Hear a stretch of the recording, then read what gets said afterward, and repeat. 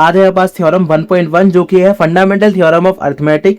Every composite number can be expressed और factorised as a product of primes and this factorisation is unique apart from the order in which the prime factors occur.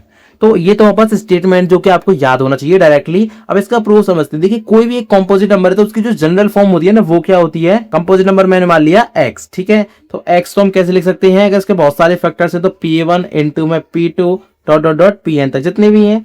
Late से मेरे पास में 9 है, मैं यहाँ पे अगर लिख देता हूँ ब्रैकेट में, अगर मेरे पास में 9 है तो 9 को हम कैसे लिखेंगे 3 इंटू 3। तो यहाँ पास यहाँ पर कितने फैक्टर्स हो गए, इसके 2 होगा, इंटू में 1 भी तो होगा, ठीक है। तो यहाँ पास इसमें प्राइम फैक्टर्स सारे, ये प्राइम फैक्टर्स मतलब है कि सारे प्राइम नंबर से। तो ये 9 कंपोजिट नंबर तो 3 इंटू 3 इंटू 1। लेकिन अगर पास कोई बड़ा नंबर तो उसके लिए बहुत सारे पैरामीटर जाएंगे। यहाँ पर 9 छोटा नंबर था तो 2 ही यहाँ पास यहाँ पर p1 और p2 की वैल्यू आई है। प्राइम होते हैं ना, प्राइम्स प्राइम नंबर है, यहाँ पर मैं प्राइम से लिख रहा हूँ इसको। Primes are typically 10 in ascending order, ये असेंडिंग ऑर्डर में लिखी जाती हैं भैया। टिपिकली तो ये असेंडिंग ऑर्डर में लिखी जाती हैं।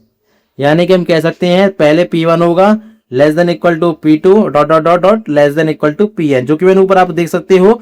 p1 और p2 बस क्या है, लेस देन तो नहीं लेकिन इक्वल है, तो पहले p1 लिखा फिर p2, मतलब कि क्या पहले छोटी संख्या होगी फिर बड़ी होगी फिर बड़ी होगी, इस तरह से होगी कि सेम प्राइम्स, जो सेम प्राइम है ना उनको हम क्या कर सकते हैं, can be grouped using powers. Powers से हम क्या कर सकते हैं, ग्रुप कर सकते हैं।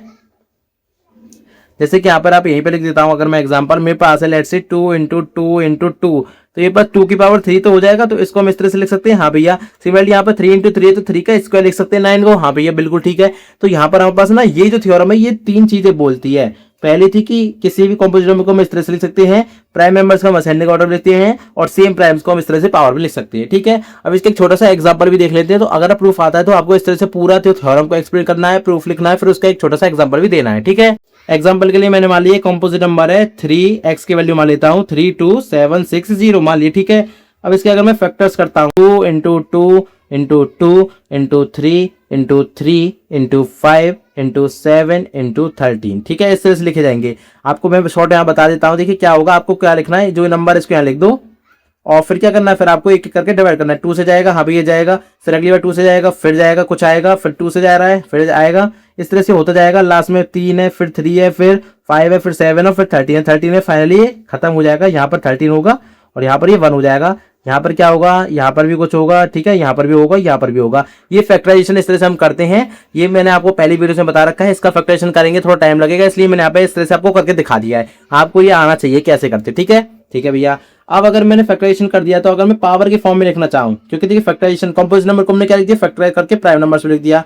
अगर मैं पावर के फॉर्म में लिखना चाहूँ तो क्या हो जाएगा, कुछ नहीं भैया, जो प्राइम जो कॉमन है 2 यहाँ पर कितने बार है, 1 2 3 बार है तो 2 की पावर 3 इंटू में 3 कितनी बार है, 1 और 2 इंटू में 5 कितनी बार है, 1 ही है, और 7 भी 1 ही है और 13 भी 1 ही है। तो ये यहाँ पास क्या हो गया, ये यहाँ पास पूरी जो थ्योरम है 1.1 का पूरा प्रूफ हो चुका है।